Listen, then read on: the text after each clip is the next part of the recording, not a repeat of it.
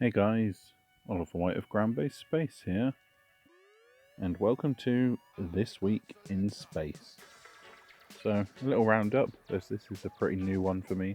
I realised I was putting out lots of small videos, and I thought maybe it would be easier, so it's a bit of a trial, but I thought maybe it would be easier to put those all into one thing and post every Monday. So I'll be posting these on a Monday, no real set time, because life gets in the way sometimes, so it's easier to not set a time. But these will, like I say, come out on a Monday, and they will cover the last week. So it'll be from the Monday to the Sunday. So this episode we will be covering August the 10th, 2020 up until August 16th, 2020. Obviously, any big events or important launches, I'll say like Bob and Doug returning from the ISS, for example, that sort of thing will most likely get its own video, and, the big events will. But for everything else, I just want to kind of round it into one thing. It just feels like it would be easier to me and more attractive to you guys as viewers. Feels kind of neater and tidier. I don't know. Like I say, it's a trial. We'll see how it goes. That being said, with the kind of trial nature of this, I would really love feedback, so please do let me know down in the comments what you guys think. I would appreciate it. Starting out with a bit of a gloomy one here, but on Monday the 10th of August, the Arecibo Observatory in Puerto Rico unfortunately sustained some damage to the radio telescope when a cable snapped that was holding up part of the telescope and fell through the dish of the telescope.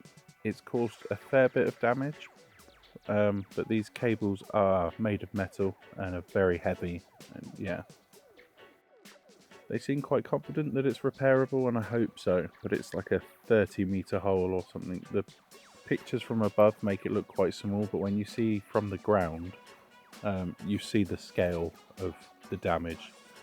Hopefully it's something that could be fixed quite quickly, because unfortunately it does mean the radio telescope is now offline till these repairs can be made. The 11th of August saw the Perseid meteor shower reach the point of most visibility. There was a few nights in a row where you had some decent skies and some really good views. Unfortunately, from where I was, I only saw a few flashes here and there, but I have seen some amazing videos and pictures of the meteor shower, so it's well worth having a look around online and see what you can see if you weren't able to actually see it live. This particular meteor shower is an annual one, so hopefully this time next year we'll have better, at least, if not the same, weather and be able to get a good view of it. Did any of you guys see the meteor shower? If so, let us know down in the comments. I'd be really interested to see your pictures. Over the course of last week in Boca Chica, Texas, SpaceX have been prepping the SN6 ready for testing. It's now on a launch pad, or launch frame I should say, and is now being fitted with all the bits and bobs that it needs for the various tests. I'm looking forward to seeing this one. The SN5 hop was incredible to watch. It was really cool to see such a large piece of machinery do that hop, so hopefully the SN6 will get there too. On the 15th of August, French firm Ariane Group successfully launched an Ariane 5 rocket into orbit, taking a Galaxy 30 MEB2 and BSat-4B satellites up into space. A few hours after launch, Ariane Group reported successful deployment of the satellites. It was a really impressive launch. I've not yet had the chance to see. It was my first time watching an Ariane 5 launch, and it looked really impressive on the pad at Europe's spaceport in French Guiana, and then to see it actually launch, it was a really impressive sight, and it looked awesome on the night sky. So well done Ariane Group on a successful mission. On the 16th of August, Scottish space firm Skyrora successfully launched a micro rocket, the Skylark Micro, from a launch site in Iceland. The rocket successfully went up, came back down, landed in the sea, but as of recording, Skyrora have not been able to recover the rocket.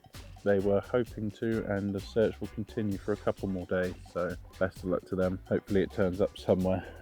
We're big fans of Skyroarer and what they're doing here at Ground-Based Space, so hopefully this will help lead to the launch of the Skylark L rocket.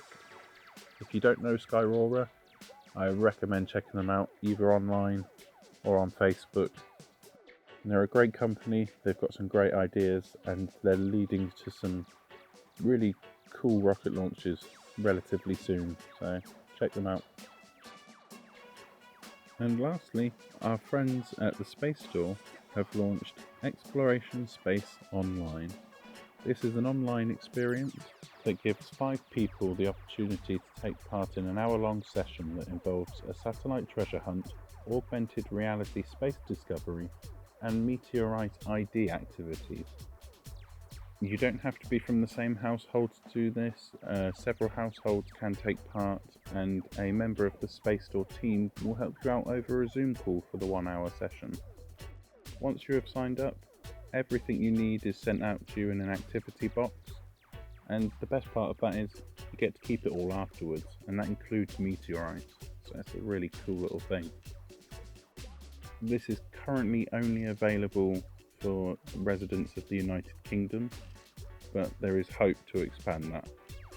So if this is something you think you'd be interested in, maybe with friends or family, then I recommend checking out the Space Store on Facebook, or check it out on their website at www.spacestore.co/explorationonline. It's a more unusual one, but that is just .co, so www.spacestore.co/explorationonline. And that's it for this week in space, so let me know what you thought.